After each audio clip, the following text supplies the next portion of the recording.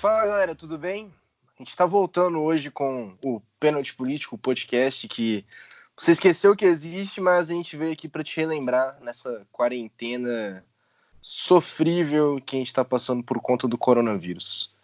Meu nome é Leonardo e hoje nós vamos tratar do Barcelona, do Real Madrid, da política espanhola, do separatismo e toda essa questão genuinamente política envolvendo Madrid e Barcelona. Hoje estão comigo o Felipe Nadu, que já é de lei, está aqui comigo no podcast. Tudo bem, Felipe? Fala pessoal, boa tarde, tudo bem? Tudo ótimo, Leonardo, muito bom estar de volta gravando esse podcast com você. E hoje vai ser um papo muito legal, a gente tem uma presença muito especial também. Bom que o Felipe ele já deu a dica. Hoje com a gente vai estar a Milena Almeida, formada em Relações Internacionais, está falando com a gente direto de Barcelona. O Barcelona que é o objeto de estudo dela. E tudo bem, Milena?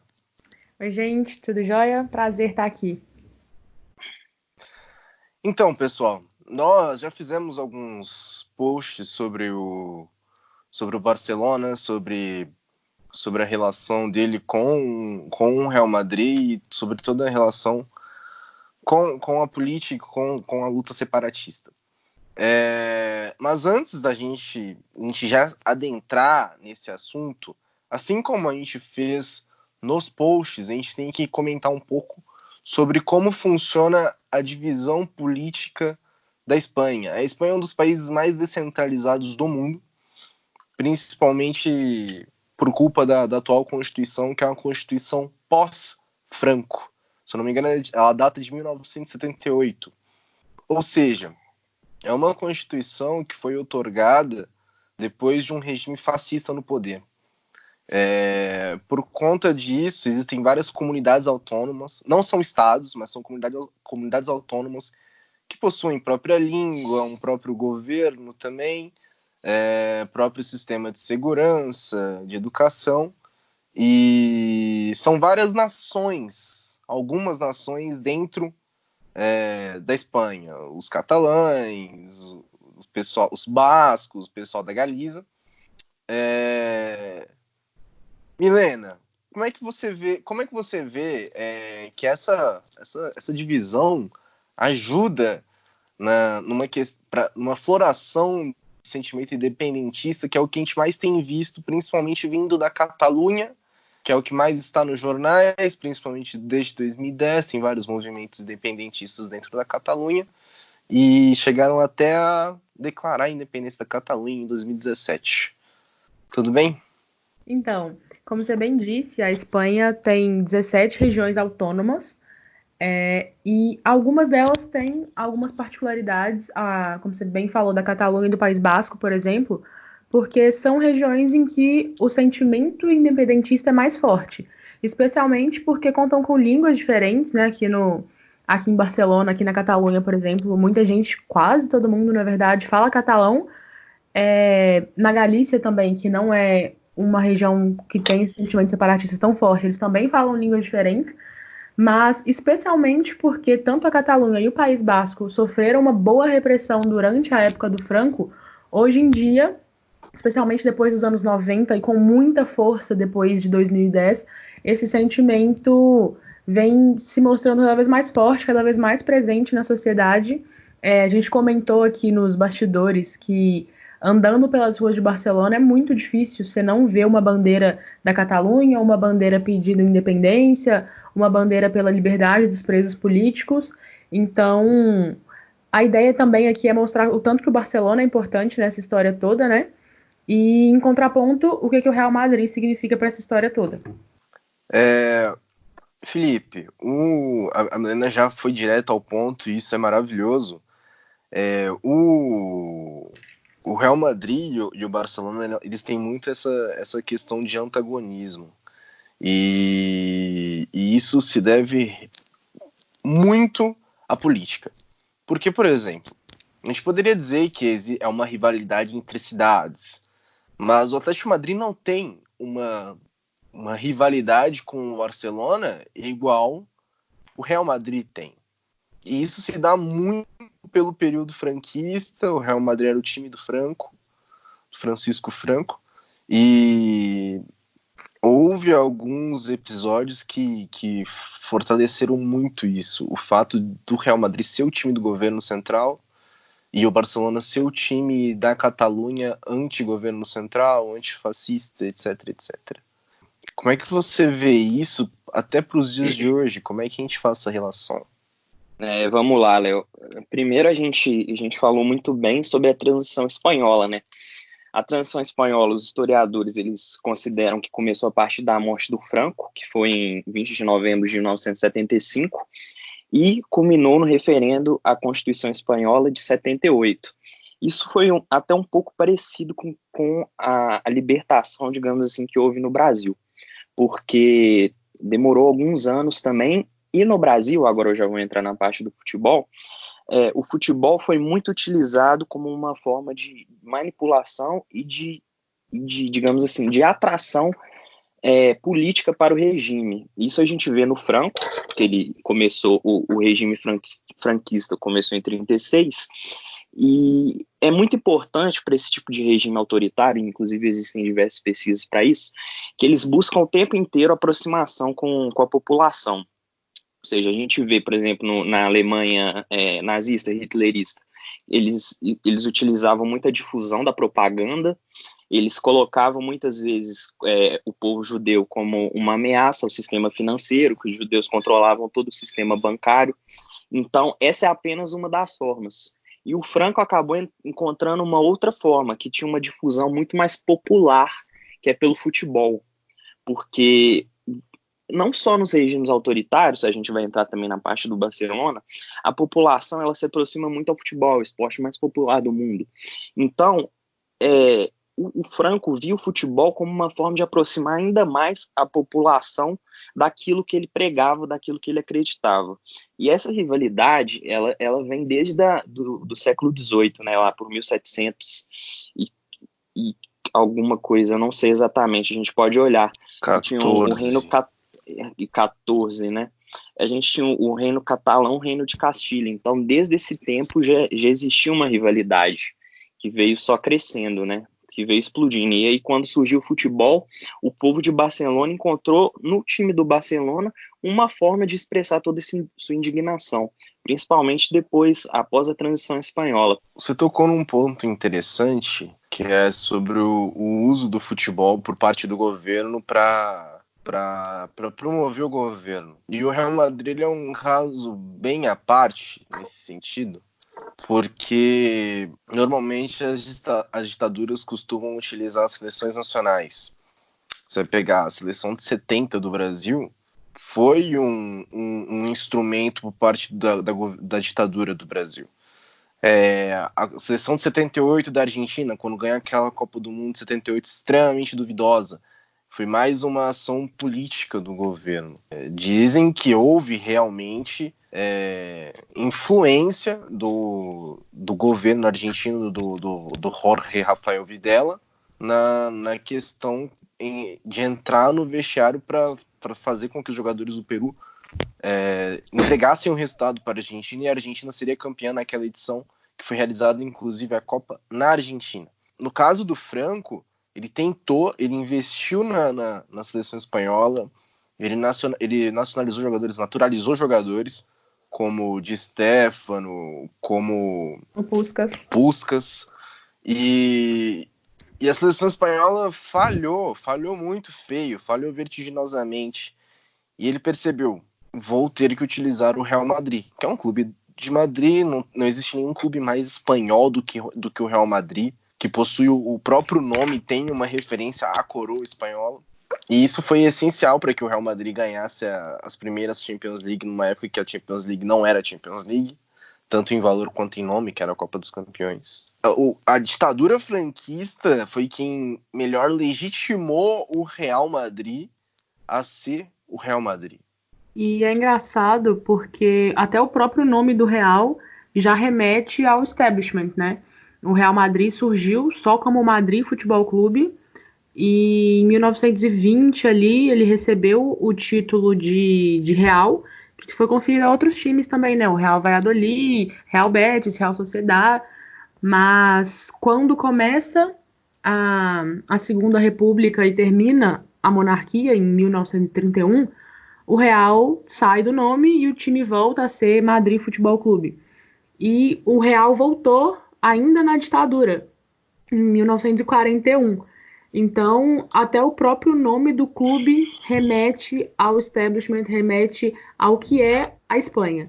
E o Barcelona, por outro lado, tem o nome, por exemplo, escrito em catalão. Só fazendo um apontamento interessante, que a gente até, antes de entrar propriamente só nos times, porque, inclusive, você citou o Brasil, né, Léo? A gente tinha aquela música, né, pra frente, Brasil salve a seleção, e a gente vivia um momento de AIS, de congresso fechado, e aí o Médici, né, que foi o presidente no momento da Copa de 70, ele teve um atrito com o até então técnico da seleção, João Saldanha, e demitiu o Saldanha. Então você imagina hoje uma situação, por exemplo, o Bolsonaro chegar para o Tite e discordar de uma convocação. Bolsonaro, que gosta de futebol, né, veste camisa de milhões de times, enfim, ele chegar para o Tite e falar, não, convoca o Dadá Maravilha, eu quero que você convoque o Dadá Maravilha. Então, olha que loucura você pensar nisso, né? Como que estava estreita a relação na época da ditadura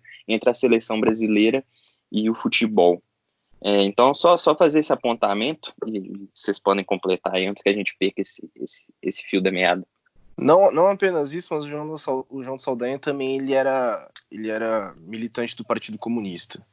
E isso contava bastante. Ele era bem ríspido com a ditadura militar e, querendo ou não, ele era uma afronta à popularidade do governo.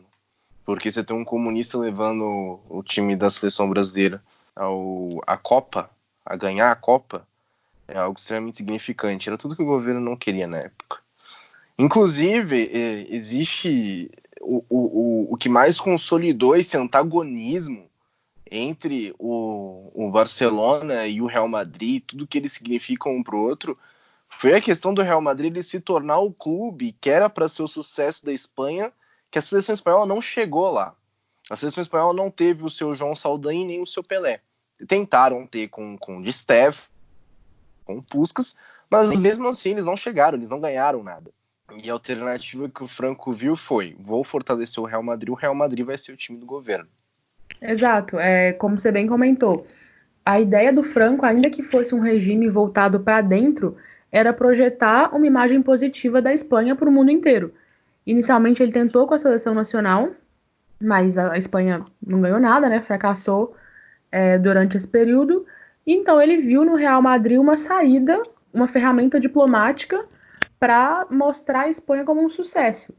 E o ministro das Relações Exteriores do Franco, entre 57 e ali, final da década de 60, chegou a dizer que o Real Madrid foi a melhor embaixada que a Espanha já teve.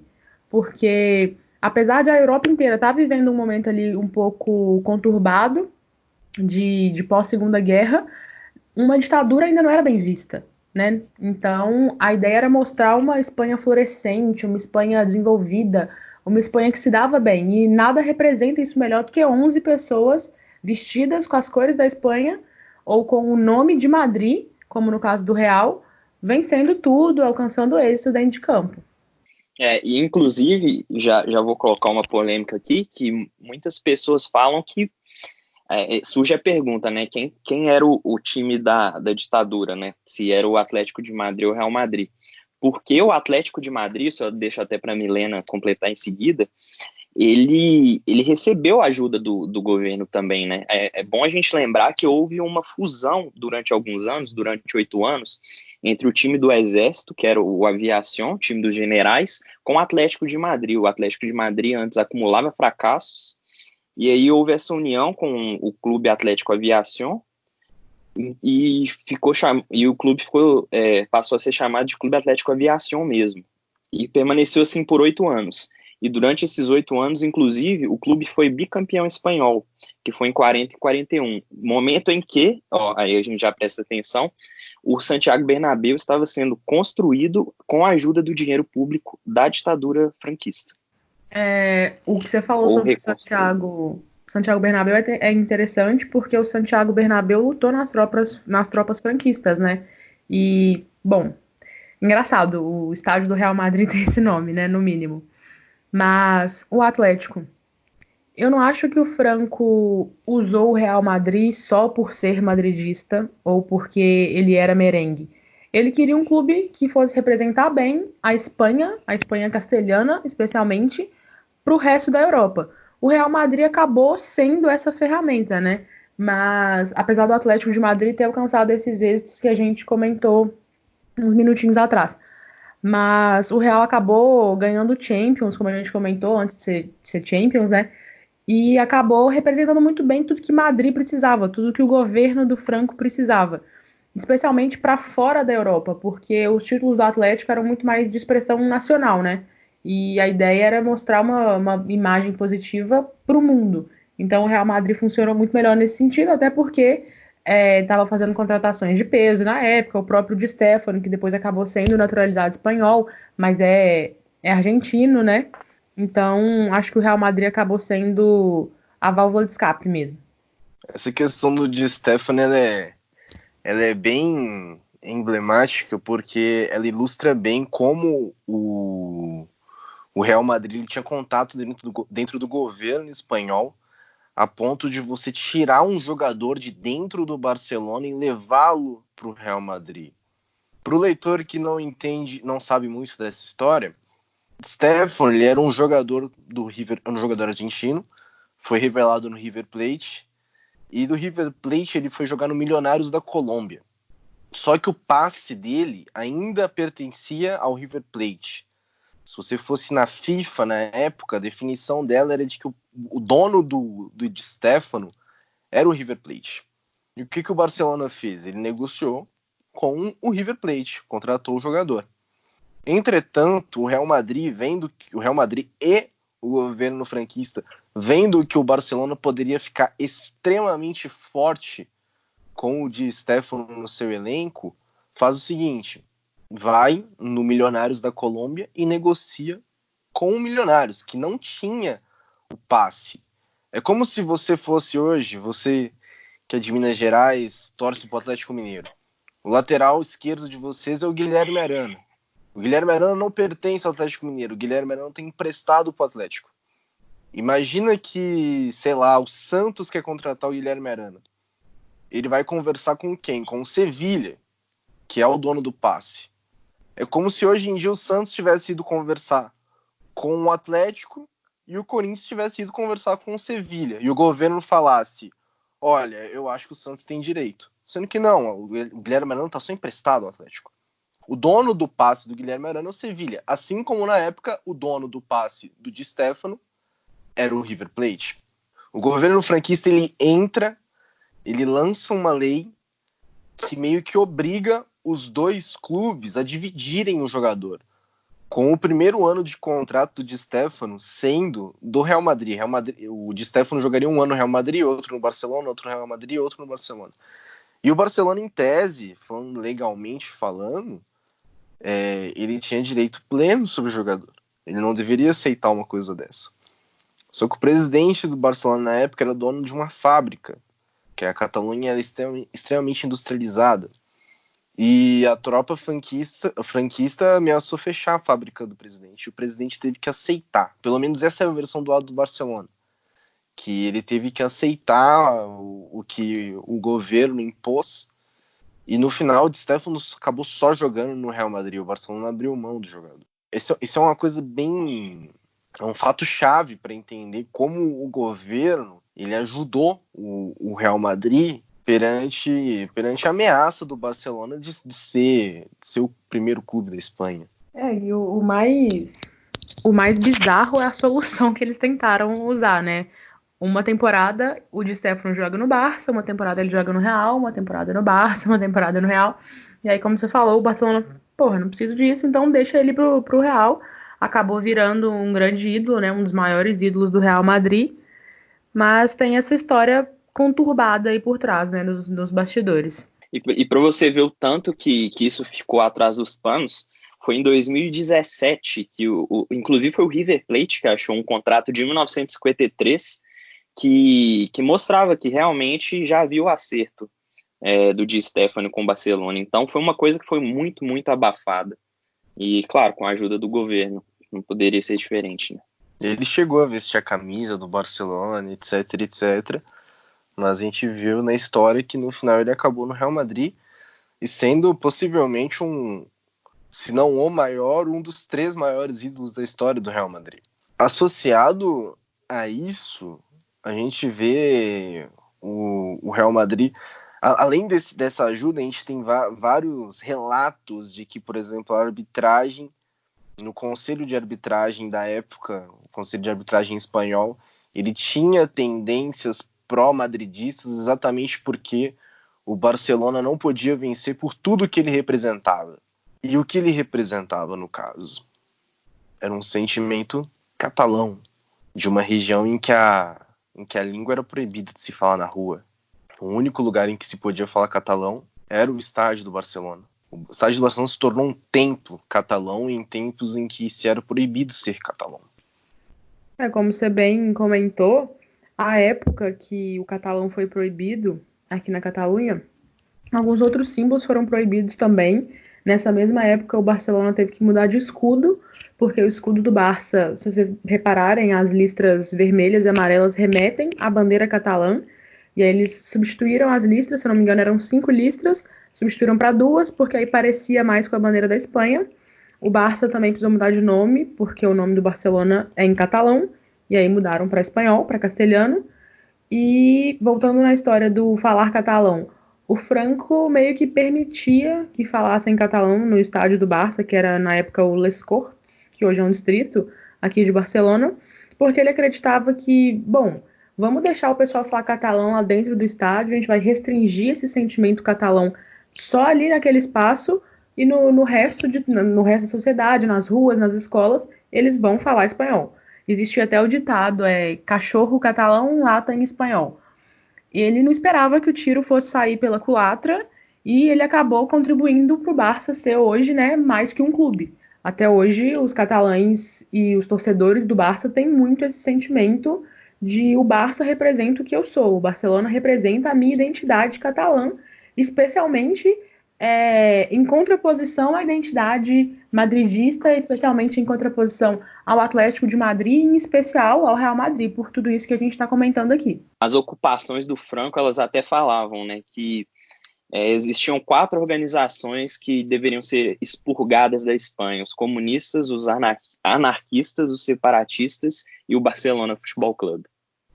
Então já mostra bem assim o sentimento, né? O Barcelona, é exatamente sobre isso que a Ana falou. Quando ele se torna o templo do catalão, ele se torna um lugar em que você é o único lugar dentro da Catalunha em que você é livre para ser catalão. E é exatamente isso, o tiro sai pela culatra, porque o clube ele acaba se transformando num ato de resistência. Se torcer para o Barcelona acaba se transformando num ato de resistência. Em contrapartida, por exemplo, o rival do Barcelona dentro da Catalunha, o Espanhol, Real Espanhol, é totalmente ao contrário. Era um clube franquista dentro da Catalunha. O próprio nome fala, você é espanhol. Então até hoje você vê inclusive manifestações da torcida do Espanhol que é contra o separatismo. Ao contrário da torcida do Barcelona, que leva a estelada e a ceneira todo dia, todo jogo. Que no caso são as bandeiras da Catalunha e a bandeira separatista da Catalunha. Tá interessante nesse sentido, porque primeiro que o espanhol é real espanhol, né? Então tem a benção do establishment também, assim como o Real Madrid, como a gente comentou. E nesse sentido, aqui dentro, em dias de clássico local, é muito comum que a torcida do Barça leve a ceneira, né, a bandeira catalã, como eles sempre fazem, e a torcida do espanhol sempre leva as bandeiras da Espanha. Então é um contraste muito legal. E ainda assim, a rivalidade espanhol-Barcelona não é a rivalidade mais forte da cidade. Mesmo sendo os dois, como um Atlético e Cruzeiro ou Palmeiras e São Paulo, mas ainda assim a rivalidade mais importante é Real e Barcelona, especialmente pelo que os times significam para os torcedores nesse sentido político. como você comentou, torcer para o Barcelona, especialmente naquela época, era um ato de resistência. A gente teve a sala de troféus do Barça sendo bombardeada. A gente teve um presidente do Barcelona sendo morto pelas tropas franquistas porque ele tinha tendências mais à esquerda à época da Guerra Civil. Então, não tem como falar de Real Madrid e Barcelona e não falar de política. Como o Léo falou também, Catalunha era uma região muito industrializada, né? Então, existiam muitos sindicatos à época que tinham esse viés separatista, um viés mais revolucionário. Então, era uma região fervendo, assim. E a gente tem que levar em consideração de que também existe na Espanha uma noção de catalanofobia. Existe uma ideia no resto da Espanha de que o catalão ele se sente como um ser superior. Então existe uma rejeição ao catalão, principalmente por ser a Catalunha é a região mais rica da Espanha. É a região mais industrializada, junto com o País Basco, que acaba até se tornando uma coincidência que as duas regiões que mais pensam em separatismo são as regiões mais desenvolvidas da Espanha, mas muito também por questão do aspecto geográfico. A saída marítima do País Basco é muito boa para o comércio com a Inglaterra, e a de Barcelona é muito bom com o resto da Europa, com a França, Itália. E isso acaba fazendo com que as duas regiões se desenvolvessem mais, principalmente a Catalunha, e acaba surgindo um pouco de inveja.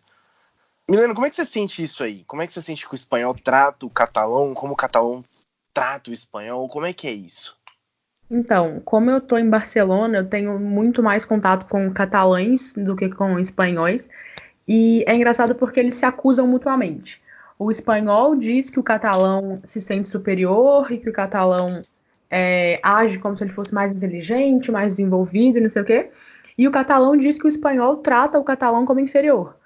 E isso é uma coisa que eu escuto muito, que a Catalunha foi humilhada por muito tempo, que eles foram proibidos de falar o próprio idioma, de levantar a própria bandeira. Então é engraçado, assim, eles estão sempre se acusando. Essa ideia de catalanofobia a gente vê até às vezes por parte do governo. Quando a gente tem o ministro da Educação, na época do governo do Mariano Rajoy, dizendo que o objetivo era espanholizar os alunos catalães. Tudo bem que depois ele ainda tenta melhorar, dizendo que era para eles se sentirem tão orgulhosos de serem espanhóis quanto de serem catalães, mas é sempre uma cutucada e a gente vê muito isso por parte do governo central que está em Madrid. O próprio Santiago Bernabéu, que foi o presidente do Real Madrid e que hoje dá o nome ao estádio, dizia que ele gostava da Catalunha apesar dos catalães. Isso é muito nítido. Isso vem do centro contra a Catalunha e existe também eu não duvido que também exista um queixo levantado por parte dos catalães. É lógico, é até um sistema de defesa. É interessante também, por exemplo, depois a gente vai falar um pouco mais sobre futebol, mas na Copa de 2010 existiam coletivas que, por exemplo, o jornalista catalão, ele fazia a pergunta em catalão e o Piqué ia e respondia em espanhol. Ele estava na seleção da Espanha. Então o jornalista foi e falou com ele, não, você tem que responder em catalão, porque isso é para os catalães. E aí o Sérgio Ramos estava do lado dele e falou, quer que o Piqué responda em basco também? Sempre o Sérgio Ramos. E os próprios jornalistas aguçavam essa rivalidade, né, nas coletivas de imprensa da seleção espanhola. Acho que a gente vai chegar nesse ponto depois, mas o próprio Mourinho, né? Sempre que era possível, dava uma cutucada, especialmente na época que o Pepe ainda estava no Barcelona, porque o Pepe é catalão e nunca escondeu que ele é um independentista também. Então, no futebol, a gente consegue perceber diversas nuances dessa rivalidade política, porque para além do Mourinho e do Sérgio Ramos, o Piqué sendo vaiado, mesmo vestindo a camisa da Espanha quando ele vai jogar em Madrid, porque não só porque ele joga no Barcelona, mas porque ele também é catalão. Então é muito, muito interessante, muito rico, tanto de detalhes que a gente tem nessas pequenas manifestações. E a gente vai tratando disso até de uma maneira organizacional. Ou seja, se a gente for tratar de uma maneira institucional das coisas, a gente vê como alguns detalhes dizem muito. Se você for pegar a conta oficial do Real Madrid no Twitter, a principal, @RealMadrid, ela é toda em espanhol. Se você for pegar a do Barcelona, @FC Barcelona, ela é em inglês. Ela é em inglês, e aí existe o FC Barcelona /ESP, que é em espanhol, tem o CAT, que é o catalão, mas eles usam o inglês. E eu acho isso interessantíssimo, porque tem um documentário sobre o período do tic-tac do Barcelona, esse período do Pepe, que traz bastante, inclusive, como o Mourinho incendiou essa relação. E nesse documentário você tem participação de vários jogadores da época: Xavi, Iniesta, Busquets, Vítor Valdés, Messi, e todos dão entrevista em espanhol, menos 2. Eu não sei se existe algum motivo, assim, entre todos que são hispanohablantes, porque no caso tem o Henry e o Eto'o, os dois dão entrevista em inglês, mas é comum que os dois falem inglês porque os dois não são da Espanha. E o Messi é argentino, tem o Mascherano também que é argentino, então é normal que eles falem espanhol. Mas me chamou muito a atenção o fato do Piqué dar a entrevista dele em inglês. Eu achei muito curioso. E bem no final do documentário, o Guardiola faz a parte dele. E ele dá a entrevista dele em catalão. Ele não fala em espanhol, ele não fala em inglês, ele fala em catalão. E isso me chamou muito a atenção. Porque a gente vê essa postura institucional também por parte do Barcelona, que não trata o espanhol como idioma principal. E por mais que ele flerte muito com o independentismo, ele nunca assume também essa bandeira. O Barcelona continua representando tudo isso que a gente comentou para o seu torcedor, ou pelo menos para a maioria dos seus torcedores, mas continua sendo o maior clube do mundo e tem que falar com todo mundo. Então, como você comentou, o Barça flerta com o independentismo, mas ele também não dá a cara para bater porque ele sabe que ele tem muito a perder com isso. Mas, spoilers, né? Coisas que ainda vamos falar lá pra frente. Inclusive, eu acho que essa questão do falar inglês traz um pouco também dessa questão do catalão ele ser um pouco mais moderninho, né? Você sente isso aí? É engraçado porque o pessoal de Madrid ou do resto da Espanha são mais, parece que eles abraçam mais a história da Espanha e dos reinos e de tudo que a Espanha era, a Espanha como um grande reino, um dos maiores reinos da Europa e tal. E o catalão, por ter essas ideias de separatismo, por desde sempre ter tido que lutar por ideias que eram muito diferentes das ideias do establishment, né? Desde ali 1930, os catalães estavam brigando por ideias que eram fora era o comunismo, era tendências mais à esquerda. Então, o catalão, ele não sei se ele se sente ou se ele de fato é mais moderno, mas a cidade de Barcelona diz muito sobre isso. É uma cidade muito cosmopolita, muito mais do que Madrid, por exemplo, uma cidade muito mais moderna em diversos sentidos, muito mais uma vibração muito mais jovem. E, de novo, é uma coisa que o catalão vai ser acusado de ser por um espanhol. Felipe. Oi. A gente já falou um pouco aqui culturalmente dessa questão da Catalunha e do resto da Espanha. A gente falou do Franco. A gente falou de várias situações em que o Real Madrid ele obteve vantagens em cima do Barcelona. Entretanto, a gente só viu o movimento independentista crescer mesmo, se tornar relevante, sair da margem de 5% para ir a 50% a partir de 2009, 2010, coincidindo com a época em que o Guardiola e o Mourinho deixavam a relação entre Barcelona e Real Madrid pegando fogo. Nenhum jogo ficava assim expulso, era o Pepe batendo em todo mundo, era a própria seleção espanhola tentando não rachar dentro de si, inclusive sendo campeã do mundo em 2010. Como você vê isso? Como é que você traz isso pra gente e pro ouvinte? Então, a gente tem um paradigma aí, né? Porque Fora de campo, como você apontou muito bem, a gente tinha muita efervescência, a gente tinha um Barcelona que abraçava muito sua cultura. Coincidentemente, foi onde começou os movimentos separatistas a voltarem a ter uma posição muito mais forte, que veio só crescendo nessa última década. E do outro lado, a gente tem uma seleção espanhola campeã do mundo, com um estilo de jogo muito parecido com o Barcelona. E não foi tudo perfeito, algumas pessoas falam, alguns catalães, porque o gol, claro, foi do Iniesta, mas o Iniesta não é de Barcelona. Então, é um jogador extremamente identificado com o Barcelona, mas de uma região próxima a Castilha. Então, ficou um pouco até equilibrado, não diria equilibrado, mas 70-30 do que fosse, por exemplo, o Piqué fazendo o gol do título da Espanha. Então, apesar de tudo, a gente teve um vestiário espanhol com um Del Bosque conseguindo controlar muito bem a situação. Piqué e Sérgio Ramos conseguiram se acertar, pelo menos momentaneamente.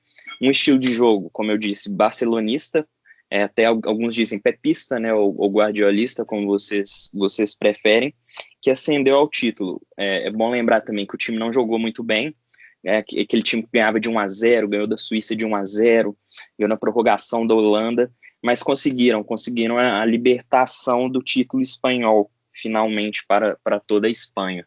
E eu não sei exatamente se os catalães ficaram tão felizes, né? Eles tinham jogadores lá, mas aqueles que são mais separatistas, independentistas, certamente gostariam que fosse apenas a Catalunha ganhando o título. E, por outro lado, nos clubes, a gente tinha um Guardiola polarizando o lado da Catalunha, sempre com discursos fortes, com um time agressivo, jogando para frente, goleando o Real Madrid, teve um 5-0 histórico em 2010, inclusive está no canal do Rafa Oliveira essa semana, indico para quem conhece. E o Mourinho do outro lado, o Mourinho, a gente sabe, é o Special One, até aquele momento ele chegou de um título de Liga dos Campeões com a Inter de Milão, e o Mourinho jogava para a torcida mesmo, cara, perguntavam para ele: Mourinho, o que você acha? O Mourinho, todo mundo sabe, é português, ele não tinha por que se manifestar, mas ele gosta de se manifestar, gosta de polarizar, gosta do dualismo, e o Mourinho falava, cara, gosta de ser polêmica, exatamente, e o Mourinho falava, não sei, não, acho que a Catalunha não tem motivo para esse movimento separatista, não entendo por que eles fazem isso. Então isso deixava o outro lado assim muito, muito, muito revoltado com o Mourinho. E chegava no campo, o Mourinho colocava os jogadores para se matar com os do Barcelona, e todo jogo que você colocar nos melhores momentos aí dessa época que o Mourinho esteve lá, a gente teve muitos, muitos conflitos. E inclusive o Cruyff deu uma entrevista, né, o finado Cruyff, em 2011, que falava, o Mourinho fala essas coisas porque o sonho dele era dirigir o Barcelona, e ele não conseguiu. E a gente pode lembrar que o Mourinho trabalhou no Barcelona, né? Junto com o Pepe, inclusive, né? Sim, os dois trabalharam juntos. Entre 96 o Mourinho e 2000, né? Isso. E o Mourinho ainda foi cogitado para ser treinador do Barcelona, na época que o Ricard saiu. E estava vago o cargo. O Mourinho ele precisava, ele estava se projetando, ele estava no mercado, tinha acabado de sair do Chelsea, e aí estava entre o Mourinho e o Guardiola, que era o técnico da base. E aí é engraçado, como você cita o Cruyff, falam que o Cruyff ele teve uma influência muito grande na escolha do Guardiola. Foi ele quem teria sugerido ao presidente da época do Barcelona, o Joan Laporta, a escolher o Guardiola, porque na época o Mourinho ele dava os treinos do Barcelona, nessa época que a Milena falou, na década de 90, e ele dava alguns treinos, lógico, ele era assistente, e ele tinha o barcelonismo, só que ele mudou muito. Passaram-se 10 anos, 8 anos mais ou menos, e o Mourinho ele se tornou um técnico extremamente defensivista, de contra-ataque rápido e casa fechada. E isso não é o barcelonismo. E é até engraçado porque, como o Felipe também comentou, até nisso o Mourinho e o Guardiola são opostos, né? O time do Guardiola é um time de ataque, é um time de jogar pra frente e é um time de toque de bola e tal. O time do Mourinho é defesa e resultado. Se vai jogar bem, se vai jogar bonito, são outros 500. E acho que o Mourinho percebeu essa diferença entre eles. E como a gente comentou, é um cara que gosta de polemizar, que se tiver a oportunidade de cutucar, ele vai cutucar. Então viu a oportunidade de cutucar o Pepe com essa questão da independência. Isso foi inflamando a torcida e o El Clássico foi ficando cada vez mais interessante de assistir também para reparar a diferença entre os dois treinadores, tanto dentro quanto fora de campo. E a gente percebe que até hoje, né, os dois hoje estão na Inglaterra e toda vez que eles vão se enfrentar, até hoje a imprensa lembra da história e de todos os clássicos, de todos os enfrentamentos entre Mourinho e Guardiola. E na Inglaterra, infelizmente, a rivalidade dentro de campo não aconteceu, né? Pelo menos ainda. Claro que quando eles estavam na mesma cidade, né? Quando um estava no United e outro no City, existia essa expectativa, mas a verdade é que o Guardiola sempre sobressaiu. E Como agora sempre. o Mourinho está no Tottenham, né? Então, assim, tá um pouco mais distante, mas sempre também tem um alvoroço quando os dois vão se encontrar. Mas eu acho que são situações distintas também. Porque acho que tem duas coisas que se sabe é o seguinte. A primeira é que o time do Real Madrid, se você for pegar tecnicamente, não falando taticamente, nem de ideia, ele não era tão abaixo do Barcelona como o United era abaixo do City. E ambos os técnicos, querendo ou não, estavam, apesar de ser o início do Guardiola, era um auge. A gente pode dizer que um auge. Enquanto o Mourinho no United já era decadência. Ali você já via certa decadência. Enquanto no Real Madrid o Mourinho ele tentava, ele estava no topo e ele estava sendo humilhado, estava tomando 6-2, ele falou, beleza, se a gente não vai ganhar no campo, se jogando bola a gente não vai conseguir ganhar, a gente vai tentar influenciar esse jogo de todos os meios. Então chegava na conferência de imprensa, ia lá e fazia aquelas declarações polêmicas todas, eles praticavam um antijogo durante as partidas, e, bom, isso fortalecia muito essa rivalidade, coisa que eu acho que não vai se repetir na Inglaterra. O Tottenham é muito atrás do City também. Ainda faltou esse elemento político que deu mais raiva, digamos, né? Porque você tem um histórico político relacionado a isso que vai inflamar as pessoas. As pessoas se veem em 11 jogadores que utilizam as mesmas cores que ela. E no caso, o Barcelona ele utiliza as cores da Catalunha dentro de campo. Aquelas 11 pessoas são o exército da Catalunha, como definiu brilhantemente o Bob Robson, que foi técnico do Barcelona. E isso inflama. E você considera isso, você pega isso e alia ao período econômico da época em que o primeiro-ministro da Espanha, o Mariano Rajoy, simplesmente negligenciou a Catalunha a ponto da região ser a que menos cresce na Espanha hoje, mesmo sendo a mais rica. Tem quem diga que o Rajoy foi um criador de independentistas, né? Porque ele basicamente virou as costas para a Catalunha e para tudo que acontecia aqui. E aí, depois disso, né, de 2010 para frente, a gente vê o movimento separatista crescendo muito, ganhando muita força. Brincam que antes disso, o movimento separatista na Catalunha eram 2 homens e um cachorro. E depois dessa época, o movimento foi ganhando muita força. E aí, como eu comentei, não tem como, em qualquer distrito de Barcelona, você andar na rua e não ver pelo menos uma bandeira independentista ou uma bandeira catalã. E a questão é aquela questão que muitas pessoas que estudam ciências sociais estudam muito isso, né? Que é o nós versus eles. Vocês dois certamente já ouviram isso, acho que quem está ouvindo também, que é isso, de fortalecer o dualismo. A gente vive o nós versus eles todo dia. A nossa política hoje é nós versus eles, o tempo inteiro. Então, isso para um movimento, para uma região que já tem uma veia independente, que já está sufocada, que tem suas próprias ligações, se move sozinha. Então, com esse discurso de nós versus eles, sempre vai ocorrer essa questão. Agora, só falando rapidamente, voltando rapidamente para o Mourinho, antes que vocês me matem, é só porque provavelmente já vai ter algum madridista escutando, e a gente só ressaltar que o Mourinho também tem seus méritos quando esteve em Madrid. Né? Ele ganhou a La Liga de 11 e 12, contra o próprio Barcelona do Guardiola. O Mourinho fez 100 pontos, perdeu apenas 2 vezes, então fez um bom trabalho também no Real Madrid. Só isso mesmo. Era justamente o auge dele, exatamente. Eu acho que deveria ser muito irritante para quem tá no auge você ver um cara do seu lado que conseguiu estar acima de você. Pro ego isso faz muito mal. E eu acho que é por isso que ele apelou para essas coisas. O Mourinho é um puta técnico. Hoje em dia, não mais. Mas naquela época... Isso. Inclusive, quem tem interesse, ver o jogo do título do Real Madrid da La Liga 11-12. Cara, o Mourinho ficou maluco, porque ele deve ter pensado, cara, ganhei do Guardiola, ganhei do Guardiola.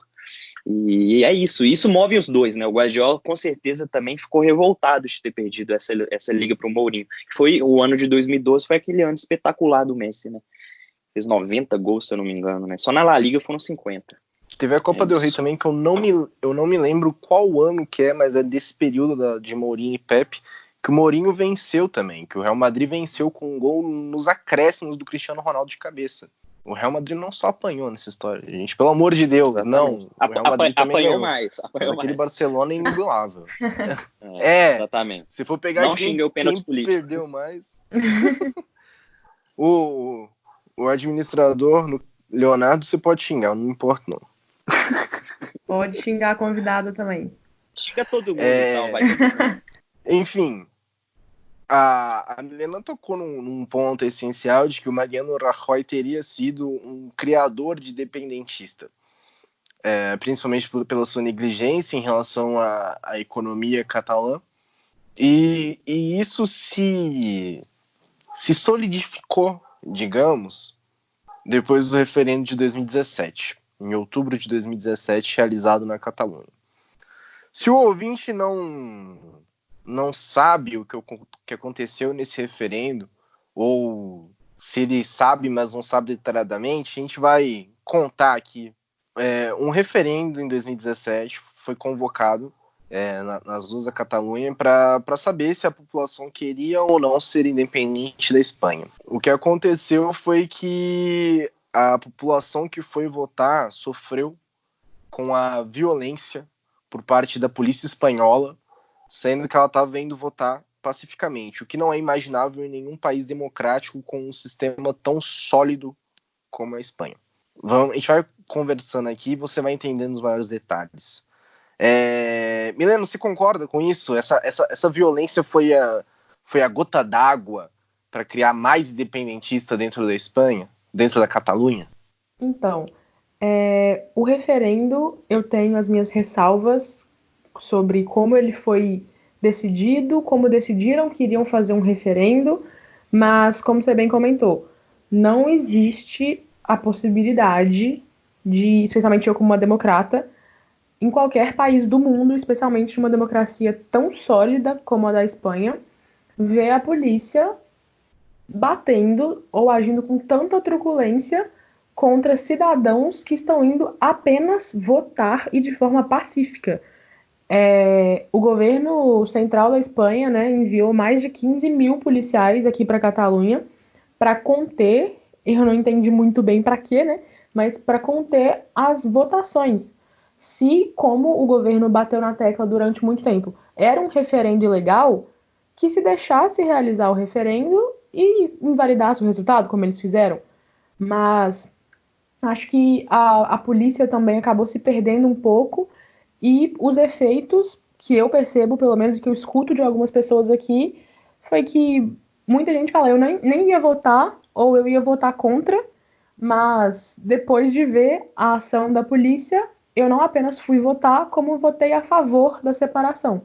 Porque, de novo, volta aquele sentimento catalão lá do século XVIII, lá da época do Franco também, de ser humilhado, de apanhar e de ser esquecido.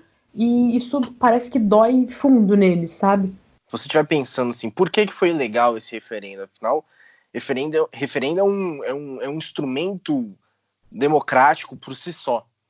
Bom, esse referendo da separação da Catalunha, ele precisava de passar por todo um instrumento que existe na Constituição Espanhola, e eu acho que o fato mais chamativo desse referendo é que ele precisava de aprovação da própria Generalitat da Catalunha, que é um autogoverno da Catalunha. Essa Generalitat tem um parlamento e um presidente.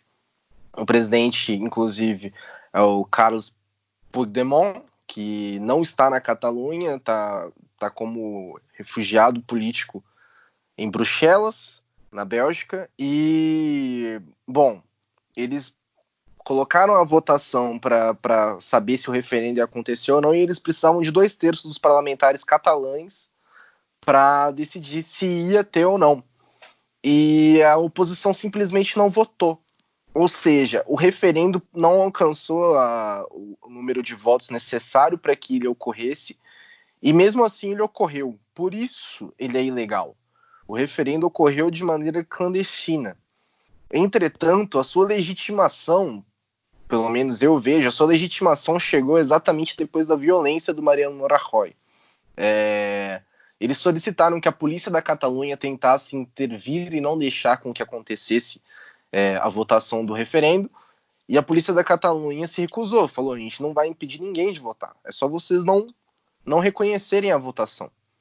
E o Mariano Rajoy falou: não, ninguém vai votar. Então eles levaram a Polícia Central de Madrid direto para a Catalunha e bateram em todo mundo. É uma coisa bizarra de se ver.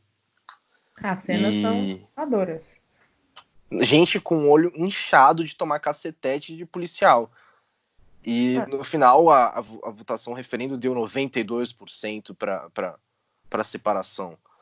E, bom, é um resultado extremamente questionável, porque muita gente que não é a favor de separação simplesmente não foi votar. Muita gente votou 2 vezes. Foi um referendo bem bagunçado, bem aberto à discussão nesse sentido, porque, como você comentou, primeiro a oposição simplesmente saiu no dia da votação do referendo. Falaram: isso é um erro, a gente não vai votar isso.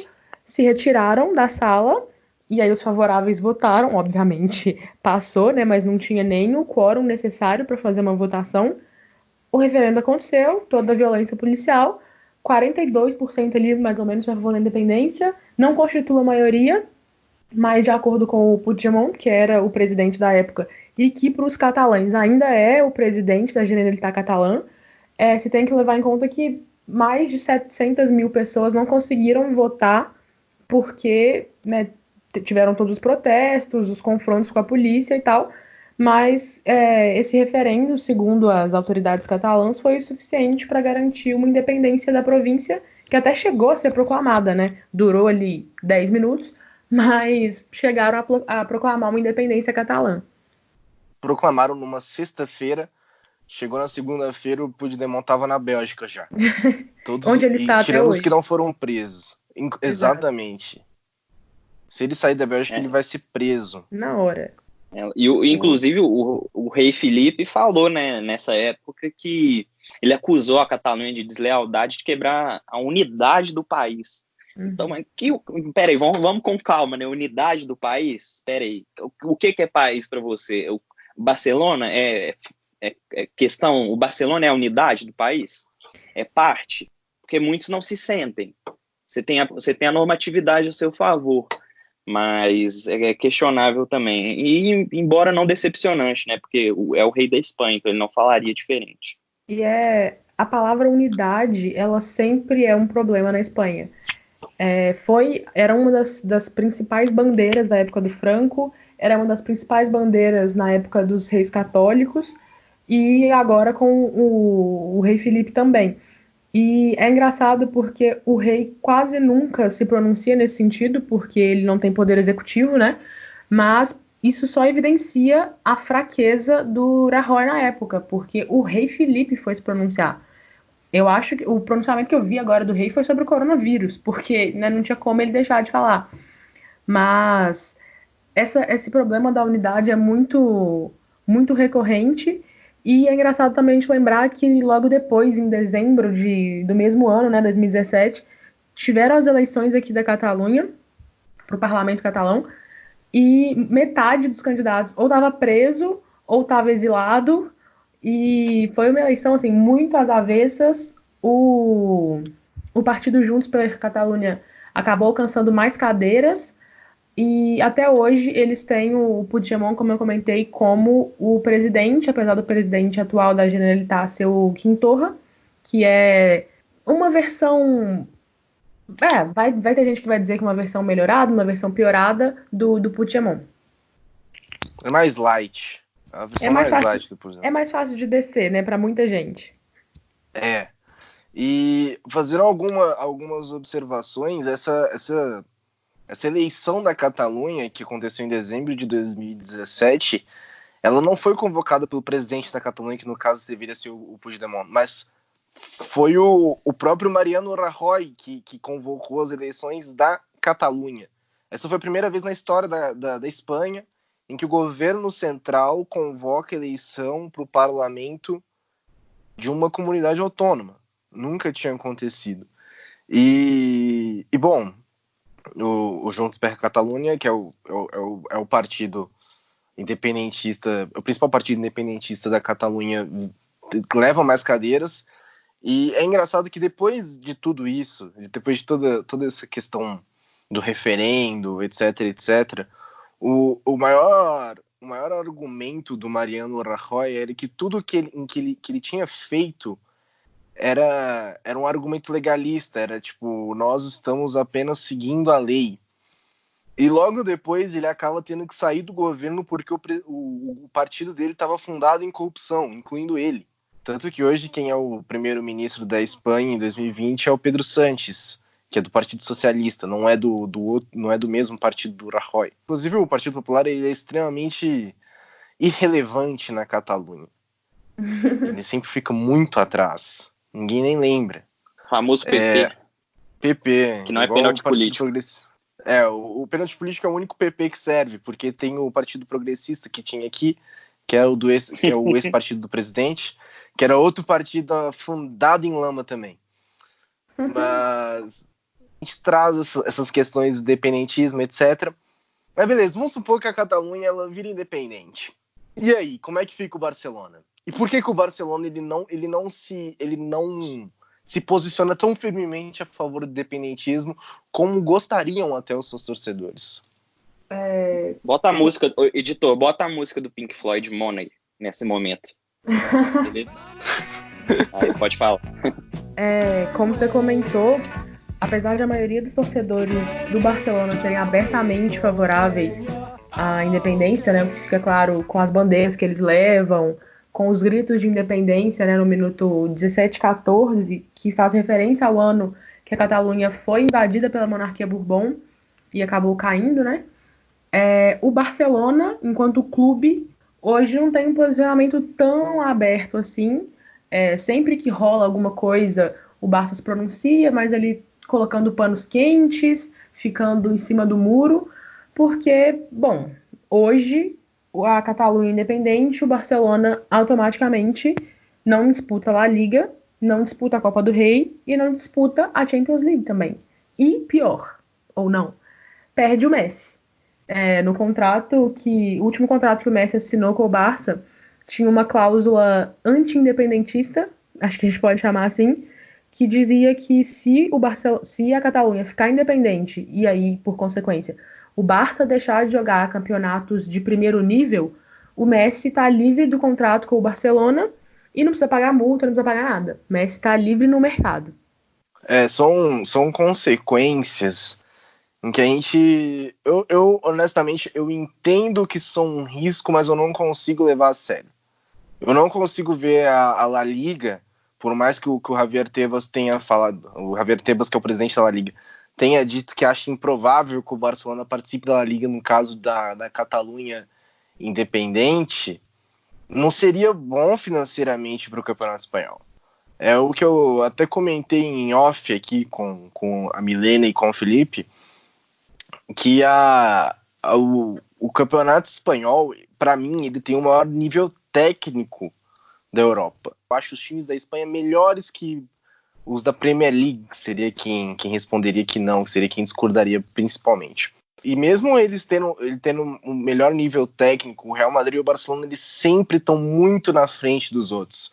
Por mais que surjam times bons, como o Valência, o Sevilha, o Atlético Bilbao, o Atlético de Madrid principalmente, eles costumam sempre ficar atrás do Barcelona e do Real Madrid. Isso é inevitável, tanto em questão técnica, tática, quanto financeira. Quando você simplesmente tira o Barcelona apenas por culpa de uma lei ordinária, uma lei esportiva da Espanha, você está afetando o seu próprio produto, inclusive está prejudicando os outros clubes que deixam de ter um rival à altura de uma maneira muito forte. Então não é interessante também para a La Liga que o Barcelona saia por culpa de uma lei apenas. E a gente tem que lembrar que existem vários campeonatos que aceitam clubes de outros países. É o exemplo, a França aceita o Mônaco, que é do Principado de Mônaco. A gente tem na Premier League times do País de Gales. E na própria Espanha são aceitos clubes de Andorra, apesar dos times de Andorra não serem relevantes. Se você for fazer de maneira bem fria, os times de Andorra não são relevantes, mas é até um pouco curioso, porque Andorra fala, a língua principal de Andorra, a língua oficial de Andorra, é o catalão, e é ali do lado da Catalunha. Então por que não poderia estender isso para a Catalunha? Eu acho que o Barcelona, nesse caso, ele teria que dar um all-in, né? Assim, por exemplo, a Catalunha se torna independente finalmente, e o Barcelona sai do Campeonato Espanhol e fala, cara, a gente quer voltar, eu sei que vocês querem que a gente volte, e a gente é um produto o mais importante, eu vou dividir entre o Barça e o Real como os mais importantes, não vou colocar nenhum acima, mas a gente é 50% do produto mais importante que vocês têm, vocês vão deixar a gente de fora? E é interessante isso que o Léo falou também, por exemplo, a gente tem o Cardiff e o Swansea na Premier League, e o Celtic e o Rangers, se eu não me engano, os dois times escoceses, eles tentaram entrar na língua inglesa e não houve acordo. A língua inglesa falou que questão de esportividade, eles não estão no alcance ainda. Então isso pode acontecer, e a gente tem também exemplo, por exemplo, na Olimpíada o que se tem é o Reino Unido, disputando todas as competições, é o Reino Unido. E na Copa do Mundo não, na Copa do Mundo já vai País de Gales, Escócia, Irlanda, Inglaterra. Então eu acho que em questão esportiva / futebolística não teria problema nenhum, igual a gente está falando, tem uma normatividade, né, uma lei ordinária que impede isso, mas que como qualquer outra lei pode ser revogada. Assim, sendo legalista agora, a lei do esporte da Espanha de 1991 diz que para participar das atividades ou competições esportivas oficiais, as federações as federações das comunidades autônomas têm que se integrar às federações esportivas espanholas. No caso, se a Catalunha se constitui como um estado independente, ela automaticamente deixa de representar uma comunidade autônoma da Espanha, então está excluída da Federação Espanhola e, por consequência, não joga os campeonatos. Mas eu também acho que faz pouquíssimo sentido para a La Liga perder o Barcelona, faz pouquíssimo sentido para a Federação Espanhola, no geral, perder o Barcelona, faz pouquíssimo sentido para a UEFA perder o Barcelona nas competições continentais, mas eu acredito muito que é óbvio que o presidente da La Liga, o presidente da federação, não vai deixar barato, não vai dizer que não é ok, a gente dá um jeito caso a Catalunha fique independente, porque, de uma forma ou de outra, a federação tem alguns compromissos com o governo e com a coroa, né? Então, no fim das contas, eu acho que daria para fazer, mas eu não sei até onde o Barcelona está disposto a se arriscar nesse sentido. O Barcelona não quer correr o risco de escutar um não, como o Celtic e o Rangers escutou, né? Óbvio que guardadas as devidas proporções, mas é um risco. E outra questão também que a gente pode tratar também nessa questão do Barcelona e dos independentistas e de todo esse auê, digamos, que está rolando na Catalunha. O Barcelona ele jogou de portões fechados no dia do referendo em Barcelona, e muitos torcedores, inclusive membros da diretoria do Barcelona, não queriam que o Barcelona jogasse, para fazer realmente valer o fato de ser mais que um clube. Falaram, a gente não deveria entrar para jogar. E o clube ele foi de novo refém de sanções esportivas e econômicas. Se o Barcelona não jogasse aquela partida contra o Las Palmas, se ele simplesmente perdesse por WO, ele estaria sujeito a perder 6 pontos. Essa perda de 6 pontos em 2017 faria com que o Barcelona, por exemplo, não fosse campeão da Espanha. Dizem, isso é informação de bastidor, vulgo fofoca, porque a gente não tem certeza de nada, que o Piqué, por exemplo, era a favor do Barcelona não entrar em campo. E que quem mais era contra o Piqué nesse sentido, que falar, não, a gente tem que entrar, a gente não vai perder 6 pontos, era o Messi. E na queda de braço, quem venceu foi o Messi. O Barcelona no final entrou com os portões fechados, jogou contra o Las Palmas e ganhou de 3-0. Só que ainda tem um detalhe nesse jogo que eu acho interessante. Nesse mesmo jogo, os telões do Camp Nou estavam com mensagens contra a violência e, querendo ou não sendo completamente a favor das manifestações, mas tinha algumas coisas tipo assim, Libertad, estava escrito. Liberdade de quê? Eles não deixaram claro, eles não deixaram explícito. E essa tem sido a posição do Barcelona durante todo esse período em que o independentismo e o separatismo cresceram de maneira avassaladora. Ele flerta, mas não pede em namoro. Ele nunca vai pedir, ele só vai flertar. Amor platônico. Ele se aproveita, ele sabe que ele é esse símbolo de antifascismo, de resistência, mas ele sabe que se esse símbolo abertamente pode culminar na sua autodestruição. É um impasse, né? O Barça não quer se falar na frente desses problemas, dessas questões políticas todas, porque ele sabe o que ele representa para o povo catalão, ele sabe que ele é mais que um clube, mas ele também não quer mostrar um apoio integral, porque ele sabe que, em termos de futebol, em termos de grana, o Barça pode perder muita coisa. Para os interesses econômicos do clube, é a pior das hipóteses. É isso, pessoal. Então vamos pro bloco final desse podcast, em que agora nós vamos trazer algumas dicas culturais que não necessariamente têm a ver com o episódio, mas algumas têm também, e é bom porque a gente espalha informação e aproveita que essa quarentena tá terrível.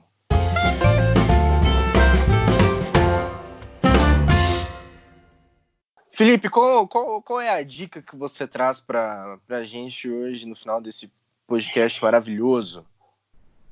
Hoje eu vou trazer uma dica de filme que não é sobre a independência da Catalunha, mas se passa na Catalunha, então você vai ver muito da cultura, que é o Tudo Sobre Minha Mãe, do Almodóvar. É um filme de 1999 e conta a história de uma mulher que viaja para Barcelona para reconciliar consigo mesma depois de ter perdido seu filho. Para quem conhece, muita gente, claro, conhece Almodóvar. É um drama assim, muito bonito, e para quem quer conhecer mais de Barcelona, fica a dica. Na Netflix eu indico uma série que estreou, Classic Football. É uma série que conta do início do futebol lá no século XIX, conta de como foi a divisão de classe, quem podia jogar futebol, como o futebol se profissionalizou, e fica a dica, uma série muito boa. Fora do futebol, eu indico a série Hunters, da Amazon Prime, que fala sobre judeus que estão caçando nazistas em Nova York na década de 70. E é isso. Acho que foram 3 indicações bem diferentes aí, e as 3 eu recomendo muito. Agora eu quero saber da Milena o que ela indica para fazer em Barcelona.